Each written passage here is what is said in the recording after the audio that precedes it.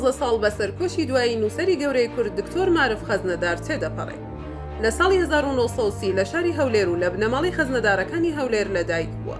قۆناغەکانی خوێندنی سەرەتایی و ناوەندی و ئامادەیی لە هەولێر تاو کردووە. لە زانکۆی بەغدا لە بەشی زمانی عەرەبی خوێندوویەتی.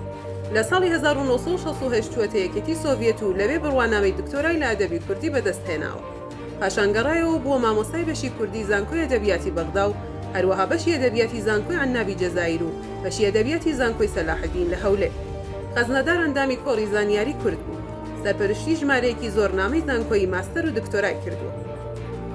دکتۆر معرف خەزنەدار یەکێکە لە دامەزرێنەرانی یەکێتی نووسەرانی کورد و ماوەیەکیش سەرنووسەری گۆڤارەکەیان نووسەری کورد بووە.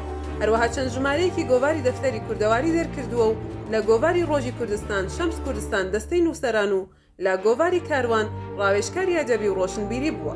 خەزنەدار بۆ یەکەم جار لە ساڵی 1968دا ڕۆژی بڵاوبوونەوەی یەکەم ژمارەی ڕۆژنامەی کوردستان واتە ڕۆژی 22 نیسانی 1898 وەک ڕۆژی ڕۆژنامەگەری کوردی دیاری کرد.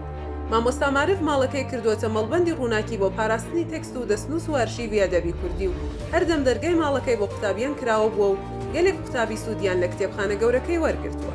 دکتۆر معرف خەزنەدار لە تەمەنی 80 ساڵیدا لە نەخۆشخانەی شیفا لە شاری هەولێر لە ڕێکەوتی شەوی 25 دەی 2010دا کۆچی دوایی کرد.